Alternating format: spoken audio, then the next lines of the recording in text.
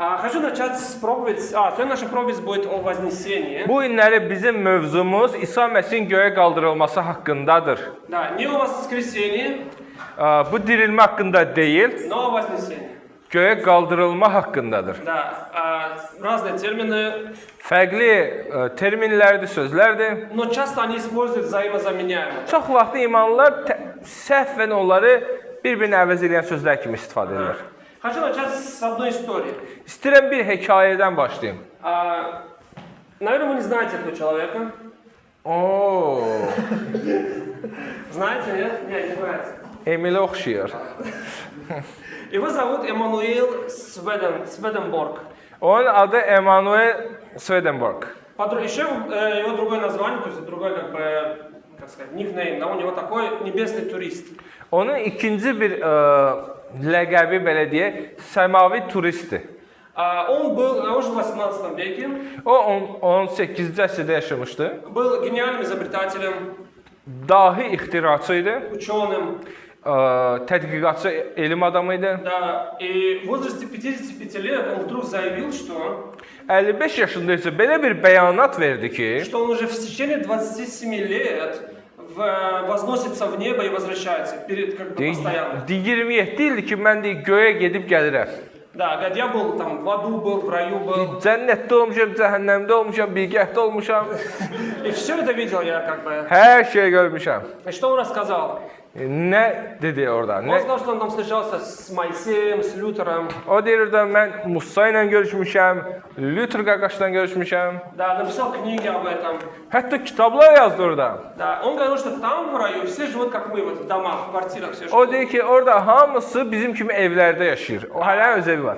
Они там даже spорят о bogoslovских каких-то вопросах. Orada hətta ilahiyyat mövzularında onlar mübahisələr aparırlar. Да, странно, что Бог рядом, а они все равно спорят. Çox maraqlıdır ki, qəribədir ki, Allah yanlarındadır, amma Allah haqqında mübahisə edirlər. Да, и еще там ангелов нету крыльев.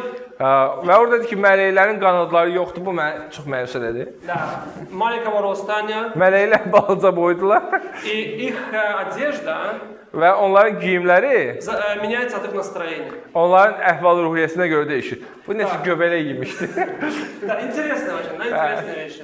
Çox maraqlı şeylər yazılır. И, конечно, этому всему поверить не очень так легко. Əlbəttə, bütün bunlara iman eləmək biraz asad deyil. Да, но на самом деле, конечно, этому всему мы не поверим никогда, да? Əlbəttə ki, biz bunlara heç birinə inanmayacağıq. Bu bir bilyadan deyil, bu xəyallardır, yəni inanmayız. Да, но в Писании есть история о реальном вознесении. Amma kəlamda real hadisə var, hansı ki, göyə qalxmadır. Да, Real вознесение göyə. Иисуса Христа. Bu İsa Məsihin göyə qaldırılmasıdır. Оно было один раз, Bu cəmi bir dəfə baş verib не 27 лет это продолжалось. və bu 27 il ərzində davam eləməyib. И это событие Вознесения Иисуса Христа повлияло на всю историю человечества. Və İsa Məsihin göyə qaldırılması bütün bəşərə təsir edici bir hadisə idi. Обычно я, то есть, со своей как бы, верующей жизни не слышал много проповедей о Вознесении. Amma mən öz məsihçi həyatım boyu o qədər də Məsihin göyə qaldırılması haqqında vəzlər eşitməmişəm. O qədər. Максимум один или два раза. 1-2 olar ya olmaz. И часто говорят, как я уже сказал, о воскресении, и потом говорят о Вознесении вместе. Çünki çox vaxtı dirilmə ilə göyə qaldırılmanı bir paketin içində qəbul edirlər, obçu götürürlər. Да, и Вознесение не празднуют как Рождество, например, или как Пасху, да, то есть это обычный какой-то день для многих. Amma və Məsihin göyə qaldırılması milad kimi, Pasxa kimi xüsusən qeyd eləmirlər. Paketin içində obçu gedir.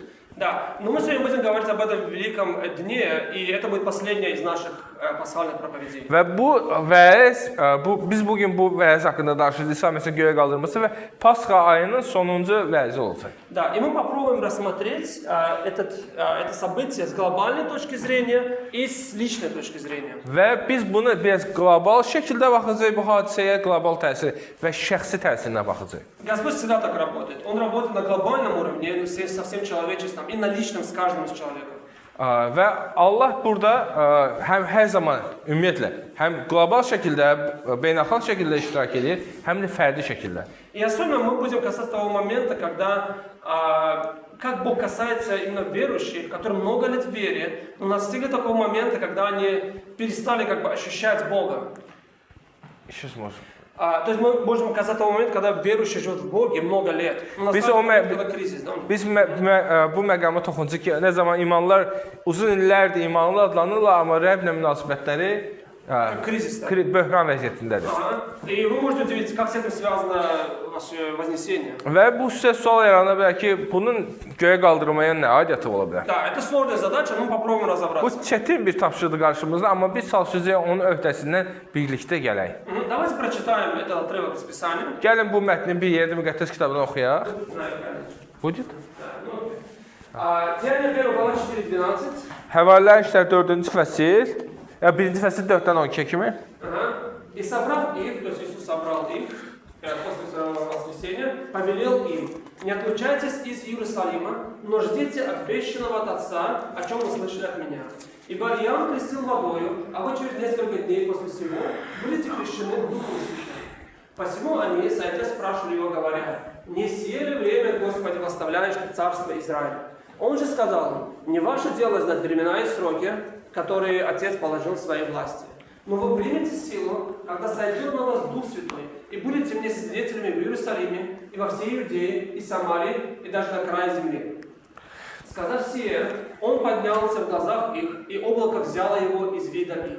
И когда они смотрели на небо во время восхождения его, вдруг предстали им два мужа в белой одежде, и сказали им: мужи галилейские, что вы стоите и смотрите на небо? Сей Иисус, вознесшийся от вас на небо, придет таким же образом, как вы видели его восходящим на небо. Тогда они возвратились в Иерусалим с горы, называемой Елеон, которая находится близ Иерусалима, в расстоянии субботнего пути. İsa onlarla duz çörək kəsəndə bu əmri verdi: Yerusəlimdən kənara çıxmayın. Atanın verdiyi, məndən eşitdiyiniz vədin həyata keçməsini gözləyin. Belə ki, Yəhya su ilə vəhdiz edirdi, amma siz bir neçə gündən sonra müqəddəs ruhla vəhdiz olacaqsınız. Həvarilər bir yerə toplaşanda İsa'dan soruşdular: Ya Rəbb, İsraildə padşahlığı indi mi bərpa edəcəksən? İsa cavab verdi: Atanın hökmü ilə təyin olan vaxtları və tarixləri bilmək sizin işiniz deyil. Amma müqəddəs ruh üzərinizə enəndə siz qüvvə alacaqsınız və Yerusəlimdə, bütün Yahudiya və Samariyada, həmçinin yer üzünü qurtaracağına dək hər yerdə mənim şahidlərim olacaqsınız. İsa bunları deyəndən sonra həvarilərin gözləri qarşısında yuxarı qaldırıldı. Bir bulut İsa'nı götürüb onlardan gizlədi. İsa göyə qalxanda onlar səmaya baxırdılar. Elə həmin ağ libaslı iki kişi onların yanında peyda olub soruşdu: Ey Qalileyalılar, niyə səmaya baxa-baxa qalmısınız? Aranızdan götürülüb göyə qaldırılan İsa'nın aparıldığını necə gördünüzsə, elə də qaydacaq. Bundan sonra həvarilər Zeytun dağı adlanan yerdə Yerusəlimə indilər. Bu da... Аминь. Amin. После своего воскресения Иисус 40 дней был вообще в Иерусалиме и в окрестностях. İsa Məsih dirilməsindən 40 gün sonra, 40 gün ərzində Yerusəlim və onun ətrafında idi. Да, он встречался с учениками, с другими людьми. İsa Məsih şagirdləri ilə görüşürdü, digərləri ilə görüşürdü. И он сказал, что не уходите из Иерусалима, будьте в Иерусалиме. Və o tapşırır ki, Yerusəlimdən kənara çıxmayın, Yerusəlimdə olun. Да, и после этого они вышли и пошли на гору Илионская, которая недалеко Иерусалима. Və bununla sonra onlar çıxdılar, getdilər bir yerdə Elion dağına, Zeytun dağına. И там Иисус вознесся на небо. Və onların gözünün qabağında İsa Məsih göyə qaldırıldı. То есть это было такое, как я представляю себе, то есть медленный процесс, когда он на облаке поднимался потихоньку наверх. Bu kinolardakı kimi Ruslan təsəvvür eləyir, bu yavaş-yavaş belə buludlarla qalxdı. Да, потому что они смотрели, то есть это было как бы, они видели все это продолжалось некоторое время. Və çünki bu prosesi onlar gözlərini görürdülər və yavaş-yavaş bu proses baş verirdi. Если изобразить жизнь Христа через схему, то можно увидеть, что все начинается с Рождества. Сейчас я объясню, потом переведешь. Потом это переходит в крещение, то есть крещение Христа. После этого у него было искушение в пустыне. Потом было преображение, там 3 ученика были на горе, да, он преобразился. Потом была его смерть, потом было воскресение, вознесение, потом уже он оказался на небе одесную Отца. Ruslan qardaş belə bir bölgə aparıb, İsa Məsihin doğumu, vəftizi, sınağa düşməsi, iblislərin sınaqda, görünüşün dəyişməsi, yəni dağda İsa Məsih olanda Musa ilə İlyas gəlir yanına görünüşü dəyişir. İsa Məsihin ölümü, dirilməsi və göyə qalxması. Да, этот процесс, это не просто какой-то случайно или какой-то по обстоятельствам произошло все. Bu addımlar, bu belə deyək, yol təsadüfi bir proseslər deyildi. Но это план Божий, который начался еще с Эдемского сада, с грехопадения. Bu Edəndə Allahın qurduğu plan idi. И он завершился именно вознесением Христа. Və bu Məsihin göyə qaldırılması ilə bu plan tamamlandı. То есть вознесение Христа было последней точкой в спасении, в плане спасения Божьего. Və Allahın İsa Məsih vasitəsilə elədiyi xilas işində bu bir sonuncu nöqtə idi. Недавно, наверное, вы слышали о полете на Луну. Yəqin ki, siz bu eşitmiş bu yaxınlarda aya uçuşu. Да, миссия Артемида 2. Слышали? Artemida missiyası 2. То есть они полетели, сделали круг вокруг Луны и вернулись. Onlar getdilər bir dənə kuru qataq ayı gəlirik. А вы знаете, что подготовка к этой миссии началась еще в 2011 году? Bu səfər üçün 2011-ci ildən başlamışdı hazırlıq. То есть они в 2011 году начали строить этот корабль. 2011-ci ildən onlar bu gəmini qurmağa, tikməyə başladılar. В мае 23 года был как бы утвержден состав экспедиции.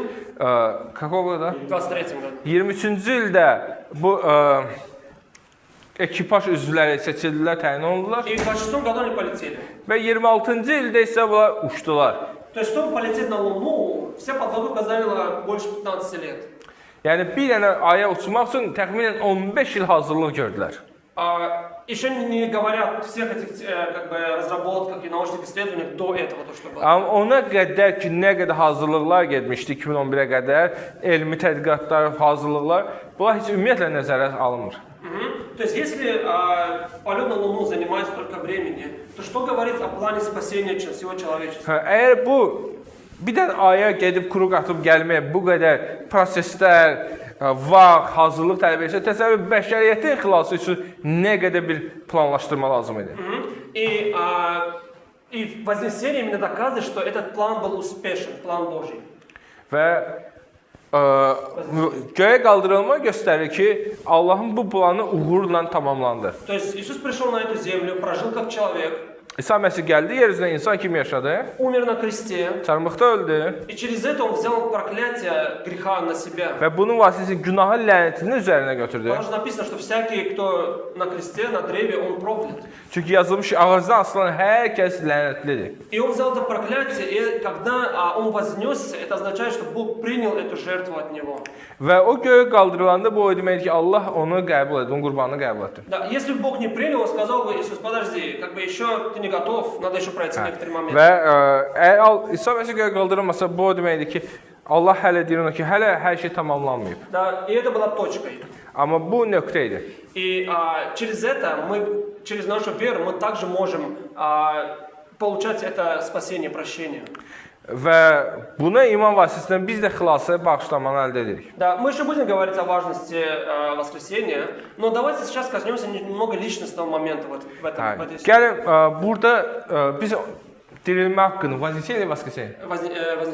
biz göyə qaldırma haqqında müəyyən detallara girəcək, amma gəlin bunu şəxsi tərəfinə baxaq.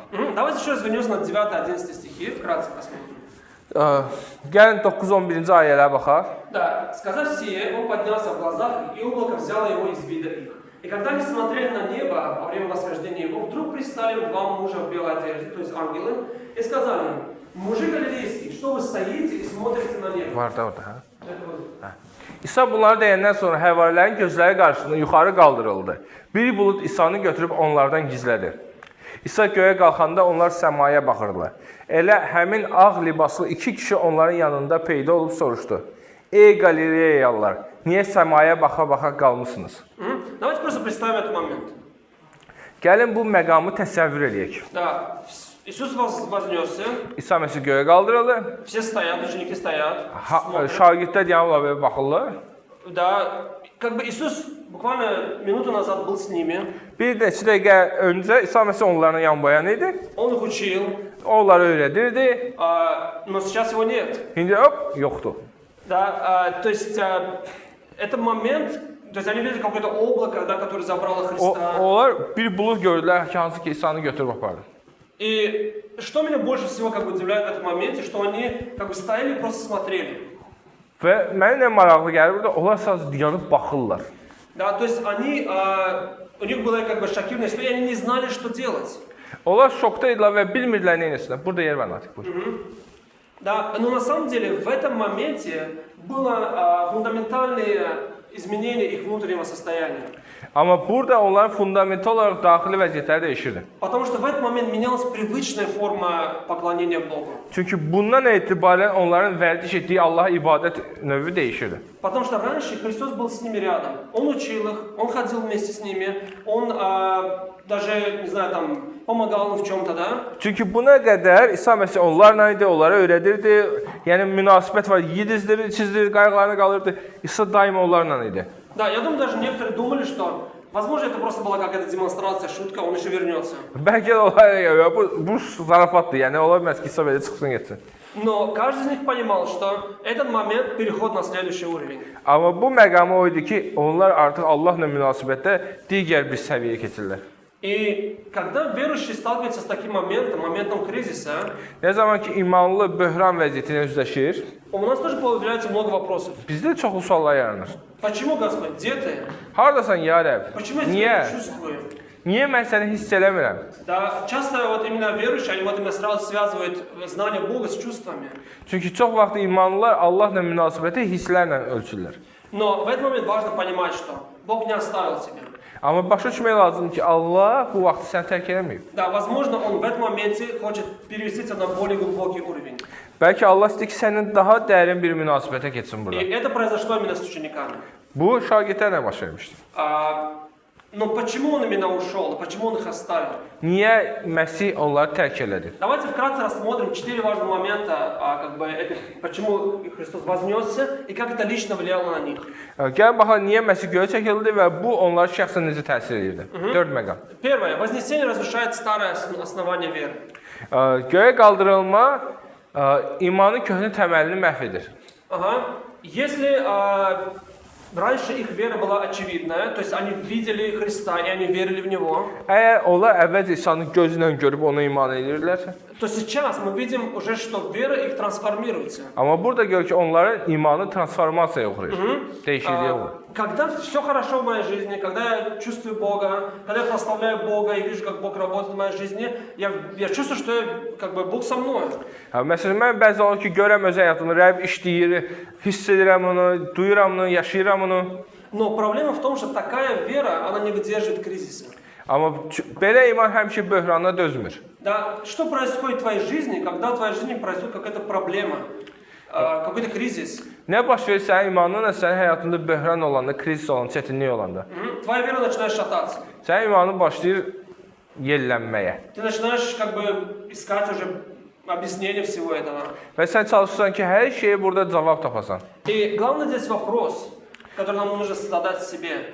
Burada vacib sual budur, özümüzə verməli olduğumuz. Если убрать все внешнее в моей жизни, все вот эти вот красивые моменты, прославления, останется ли Христос? Bütün həyatında bu gözəl şeyləri görsün və o ilahı oxumağı, nə bilim nələr. Bunlar həyatımdan yığışdırsam, Məsih qalacaqmı həyatımda? То есть так же было в жизни учеников. Когда Иисус ушел, что в их жизни, то есть что происходило с их верой, что они чувствовали? Məsih onlar həyatından gedəndə fiziki olaraq, onlar nə hisslər yaşamağa başladılar? Но нам нужно понимать, что Бог с нами, даже если мы Его не чувствуем. Biz bilməliyik ki, biz Allahı hiss eləməyəndə belə həyatımızda zənn eləyəndə ki, görmürük, onda da bilməliyik ki, Allah bizimlədir. Да, даже если мы физически не видим каких-то проявлений, Он все равно с нами. Hətta onu fiziki belə yaşaya bilmiriksə də biz bilməliyik ki, o bizimlədir. Вознесение Христа – это не только о том, что Иисус ушел. Göyə qalxmaq o deməkdir ki, təkcə İsa Məsih çıxdı getdi. Это показатель того, что это начало чего-то нового. Bu həmçinin o deməkdir ki, yeni nəyinsə başlanğıcıdır. Давайте второй пункт рассмотрим. Gəl ikinci məqama baxaq. Через вознесение Христос сел на престоле власти. Göyə qalxma yolu ilə Məsih güc taxtında, qüdrətində əyləşdi, qüdrət taxtında əyləşdi. Давайте прочитаем Ефесянам 1 главу 20-21. Gəl Efeslilərə 1-ci fəsil 20-21-ci ayələrə oxuyaq.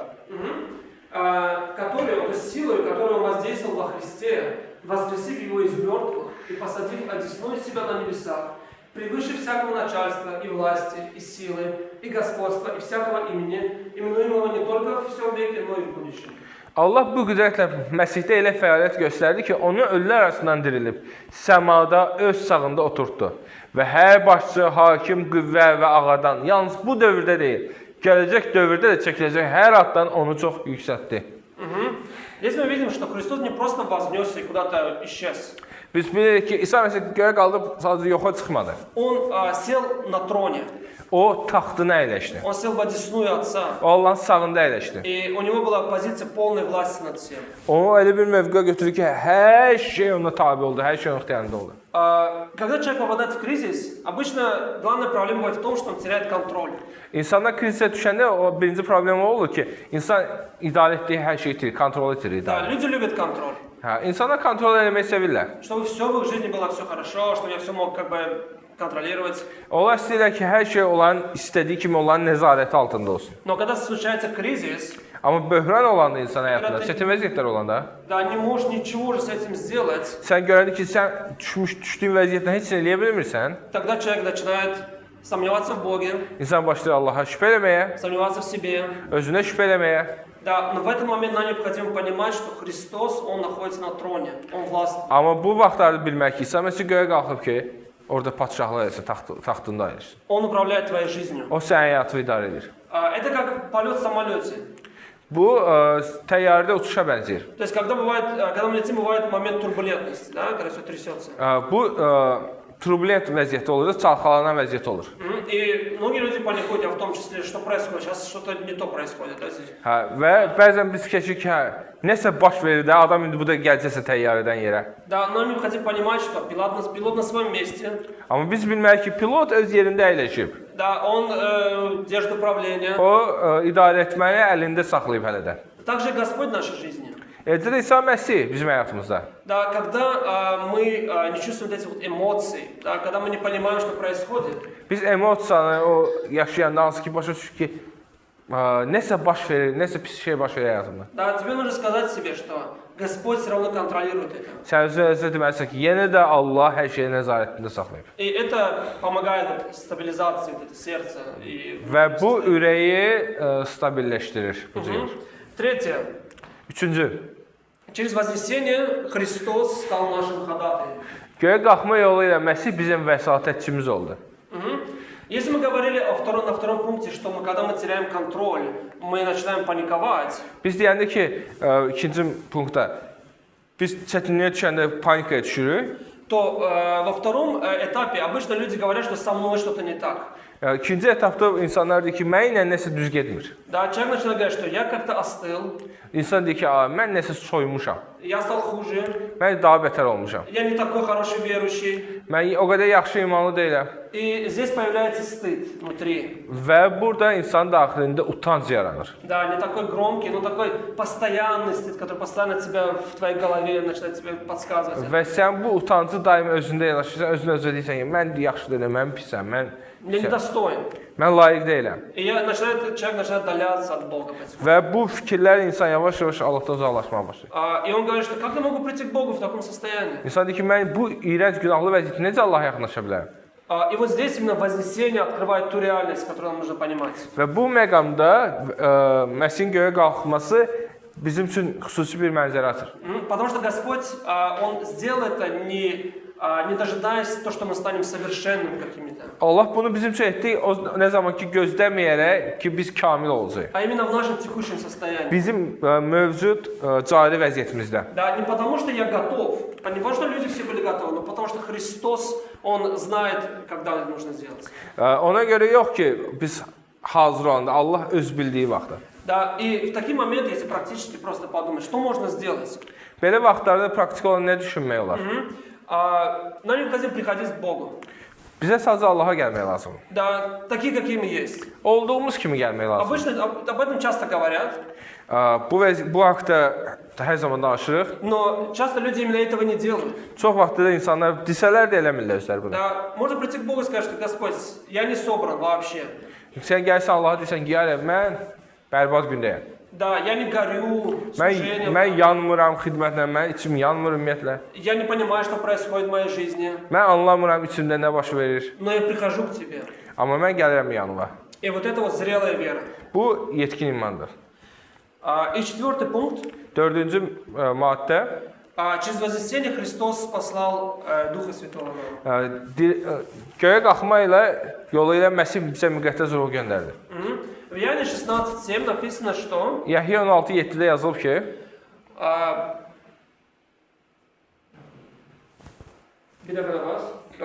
yoxdur. Нет, окей. Да, давайте тогда прочитаем это. Gəlin o yeri oxuyaq müqəddəs kitabdan özümüz. 16:7 Иоанна. Yəhya 16:7.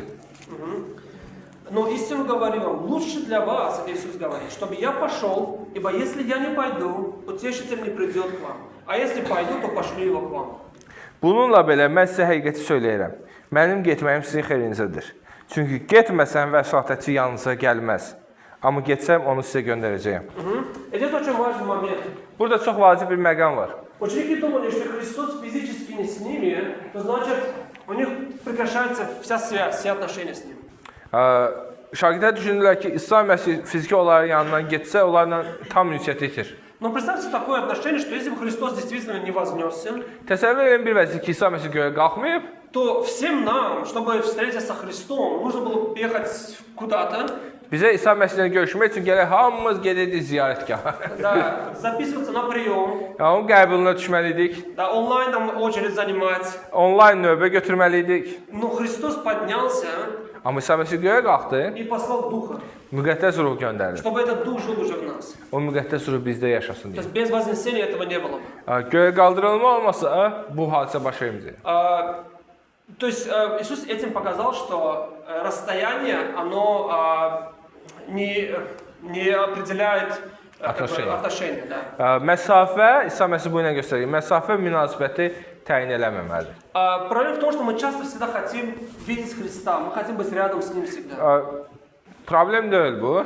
Да. Amma biz istəyirik ki, hər zaman İsa bizə yaxın olsun və biz onunla görə bilərik. Но фактически это не всегда так бывает. Amma faktiki olaraq bu həmişə baş vermir. Да, фактически бывает то, что мы часто, нам сложно даже молиться, Bəzən o bizə çətin olur dua etmək. но Господь именно часто отвечает именно в этой тишине. Amma çox vaxtları belə bu sükutda cavab verir. Когда мы останавливаем все эмоции, Biz bütün emosiyalarımızı saxlayırıq. да, когда мы просто утихаем и прислушаемся к голосу Бога. Biz sakitləşirik və Allahın səsini eşitməyə Да, başlayırıq. это как история Илии, которым Бог открыл, что не в землетрясениях, не в ветре, но в тишине я с тобой Bu говорю. İlyasın vəziyyətinə bənzər. Nə zaman ki Allah nə göy gürültüsündə, nə tufanda sakit meh kimi, sakit bir səs kimi gəldi.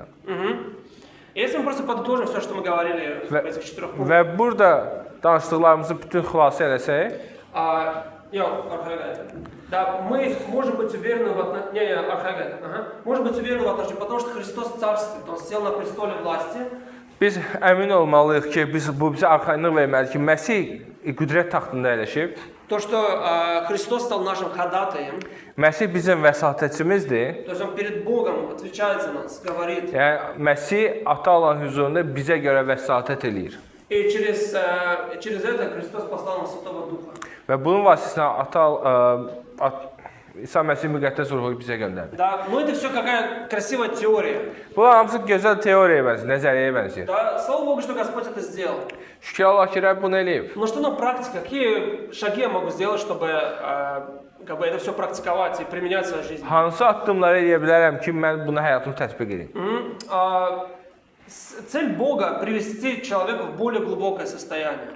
Allahın məqsədi odur ki, bizi daha dərin bir vəziyyətə götürsün. Если сравнить учеников до Вознесения и после Вознесения, это разные люди вообще. Əgər ki, şagirdlərin müqayisə eləsə ki, onlar dirilmədən öncə, göyə qalxmadan öncə necə idilər və sonra necə idilər, bu iki fərqli şagirdlərdir. До Воскресения они постоянно удивлялись. Кто это Иисус такой, что Он делает такие чудеса? Dirilməyə qədər şagirdlər həmişə düşünürlər, kimdir axı ki, bu belə qüdrətə, möcüzələrə sahib eləyir? Да, но после Вознесения и сошествия Духа Святого они полностью изменились. Amma müqəddəs ruh gələndə, İsa Məsih göyə gedəndə, onda şagirdi tamamilə dəyişdilər. Да, Петр, который предал Христа, он пошел, проповедовал, и 3000 человек покаялось сразу. O Petr hansı ki İsa Məsih satmışdı, hamıdan gizlənmişdi. Çıxdı getdi elə bir vəziyyətdə ki 3000 insan tövbə elədi. Это означает, что они перешли на следующий уровень. Bu o demək ki, onlar başqa bir münasibət səviyyəsinə keçdilər. И что же нам делать, чтобы пройти этот момент кризиса? Bəs nə etmək lazımdır ki, biz bu böhran vəziyyəti keçək? Да, очень bыстро пройдемся по этапам. Bu etapları tez-tez keçəcəyik. Первый. Birinci, Перестать искать Бога только в ощущениях. Allahı təkcə hisslərdə axtarmağı dayandır. Да, то есть, если я не чувствую Бога, это не значит, что Его нет. Mən hiss eləmirəmsə, indi o demək deyil ki, o yoxdur həyatımda. Если, например, мы считаем, что если сегодня было хорошее собрание, сегодня была хорошая проповедь, хорошие песни были, сегодня я ощущал Бога. Gəlirsə ibadətə görsən ki, bu əla vəz var, əla ilahilər var, özün hiss edirsən, ruhlanırsan. Да, это было хорошее прославление. Yaxşı ibadət idi və Я чувствовал Бога. mən Allahı hiss edirdim. Но бывают такие дни, когда ты приходишь, песни, которые тебе не нравятся. Gəlirsən elə bir gün ki, baxırsan deyirsən ki, bu ilahilər xoşuma gəlmir. Да, со мной не поздоровались. Mənlə salamlaşmadı Да, Ruslan. это частая причина. Hə, bu yaşlanan bir haldır ki. Да. Почему люди уходят из церкви даже? Hətta buna görə insanlar kilsədən çıxıb gedirlər ki, mənə salam vermədi kimsə. И даже в такие моменты необходимо понимать, что Бог все равно работает. Hətta bu vəziyyətlərdə belə sən istədiyin o emosiyaları almayanda belə bilmək lazım ki, Allah səni iləndir. То есть раньше ты думал, если мощно, это значит хорошо. Bəzən fikirləşir ki, hər şey möhtəşəmdirsə, deməli bu ruh Allahdadır, ruhdadır. Но сегодня ты уже размышляешь о более глубоких вещах, более тихих вещах. Amma- Это зрелость уже приходит. Amma bəzən olur ki, sən dərin, sadə, sakit şeylər haqqında düşünürsən. Второй Sakitcə. пункт.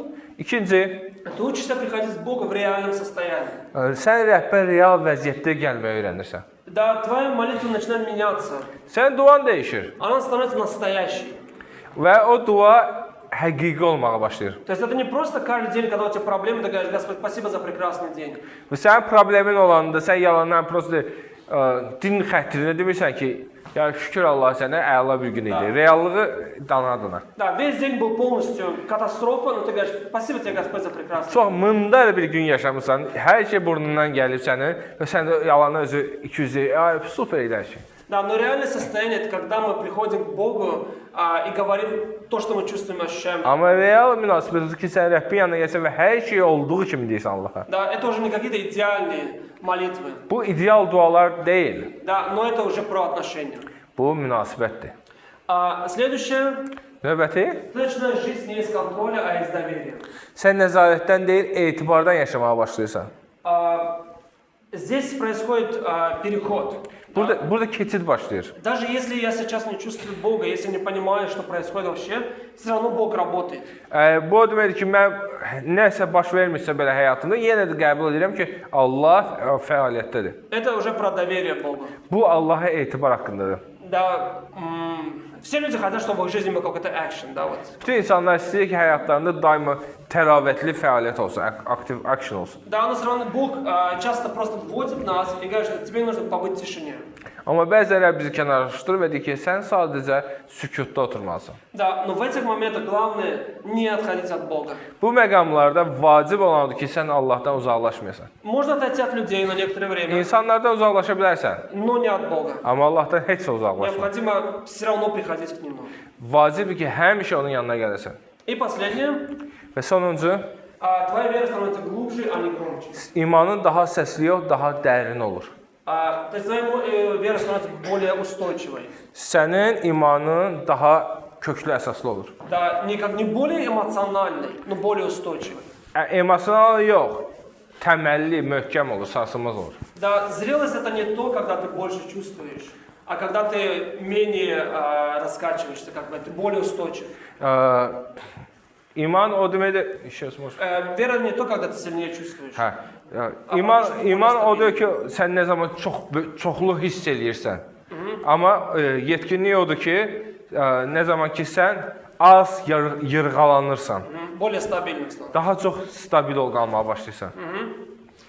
Да, это вот практический момент. Bu praktik məqamlardan. И в конце хотел бы одну историю еще одну. Как бы начал с истории, хочу закончить. Bir hekayə ilə başlamışdım, istəyirəm hekayə ilə də bitirim. Да, про одного известного верующего христианина. Bu məşhur bir məsihçi haqqındadır. Наверное, все многие из вас знают Клайв Льюис. Bir çoxlarınız yəqin tanıyırsınız, C.S. Lewis. Да. Он написал «Хроники Нарнии». O Narniya salnamələrinin müəllifidir. Кто смотрел? Ага. Посмотрите обязательно. Mütləq baxın, yaxşı məsihçi kinosu. Он был очень хороший верующий человек, он написал много книг. O yaxşı imanlı idi və çoxlu yaxşı kitablar yazmışdı. Он был апологетом хорошим. O yaxşı apologet idi, yəni imam müdafiəçisi idi. Ага. Но в один момент в жизни такого сильного человека произошел очень сильный кризис. Və bu insan həyatında günlərin bir günü böyük bir böhran olur. Умерла его жена, которую звали Джой. Onun Joy adlı, sevinç adlı həyat olacaq ölür. Да, и он написал книгу об этом событии, которую назвал «Боль утраты». Və o bu mövzuda bir kitab yazır. İtirmək ağrısı. И там он такие слова интересно написал. Və orada belə bir suallar yazır. Он говорит, когда ты счастлив, Бог кажется открытым.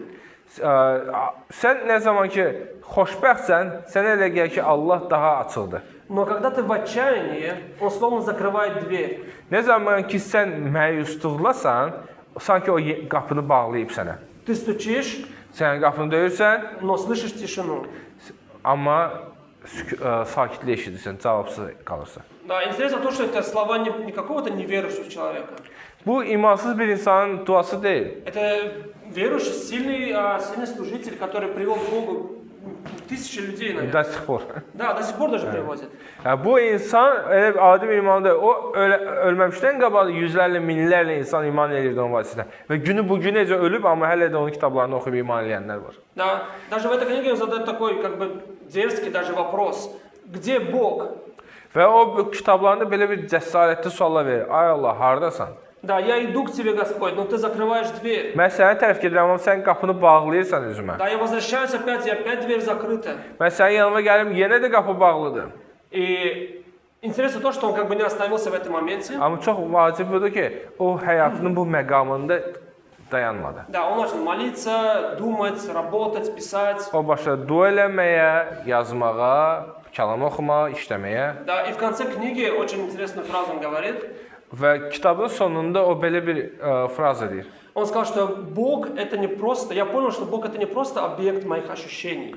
Və o deyir ki, mən başa düşdüm ki, Allah mənim hisslərimin obyekti deyil. Это реальность, пред которой я стою даже в тишине.